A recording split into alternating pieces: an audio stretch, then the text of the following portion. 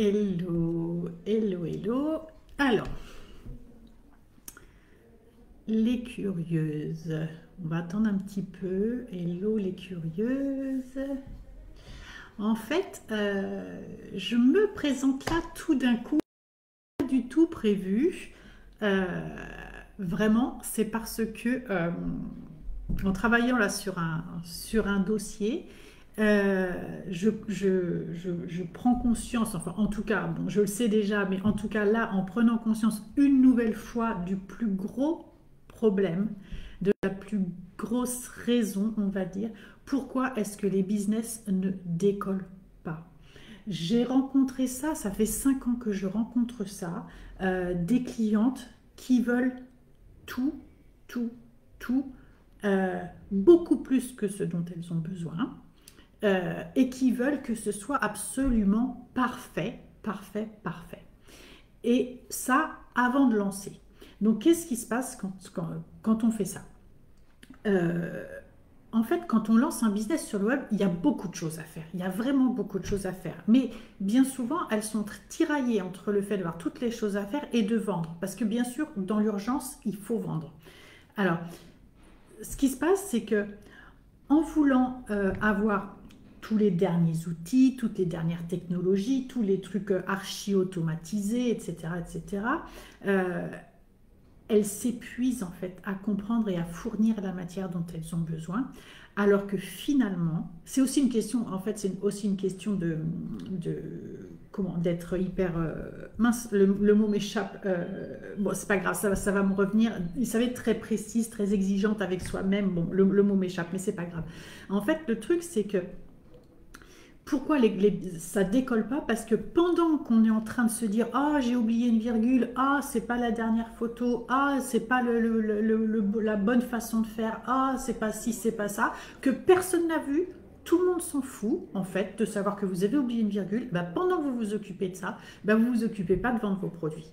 Et c'est ça la catastrophe, très souvent. Donc en fait, on s'épuise à vouloir faire un truc parfait, mais c'est parfait, mais pour personne. Donc l'idée, c'est d'abord d'avoir quelque chose à vendre. Et alors, qu'est-ce qu'il faut? En gros, c'est simplicité versus complexité. Plus ce sera simple, plus vous allez vendre, plus ça va fonctionner.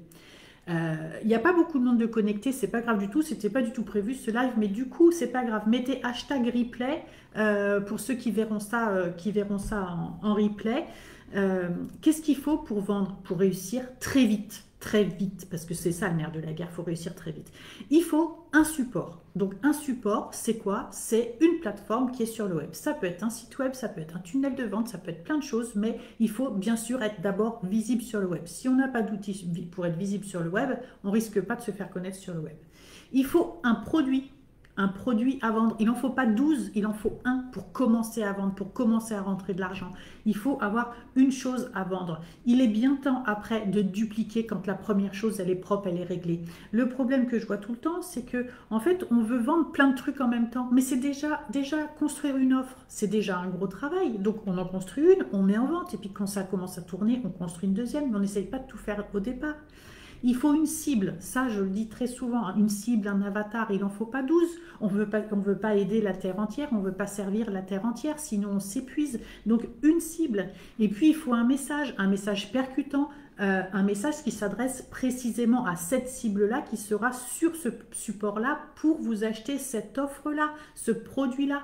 Il n'y a rien de plus compliqué que ça. Et ce que je vois chaque fois et qui m'agace, parce qu'en fait, vous vous épuisez, certaines d'entre vous s'épuisent vraiment à essayer de construire le business parfait. Ça dure des mois, ça devait durer 3, ça dure 6, 8, 12, ça ne s'arrête plus jamais. Et en fait, pendant ce temps-là, ça ne vend pas. Et alors là, tout d'un coup, le stress monte, la pression monte, et là, on se dit, ah bah oui, mais là, maintenant, il faudrait que je vende, alors voilà. Mais oui, mais avec le temps de perdu avant avec des virgules, bien sûr que ça stresse. Je sais, je suis passée par là aussi au début, pour le coup, je sais de quoi je parle. Vous voyez, donc vraiment, essayez pas d'avoir toutes les dernières technologies, tous les derniers produits. Arrêtez de vous inspirer des gens qui font tout parfait, dans le sens où qui ont tout en place. Moi, par exemple, j'ai un site web, j'ai des tunnels, j'ai plein de choses, mais ça fait 5 ans et demi que je fais ça. Quand on lance, d'abord, il faut avoir la base pour vendre. Et ensuite, on développe. Ensuite, on continue de multiplier, par exemple, les réseaux. On continue de multiplier les tunnels. On continue de tout multiplier. Mais d'abord, on crée un business simplement. C'est ce que moi, je vous propose. Ça s'appuie sur mon expérience. Vraiment, je vous propose, avec la méthode Vega, c'est d'avoir le socle indispensable pour vendre dans les 3 mois. Et le support, la cible, le message, l'offre. Et bien sûr, maîtriser les réseaux sociaux, les outils qui vont bien pour faire des designs, enfin tout ça, peu importe, mais voilà, j'insiste sur ça.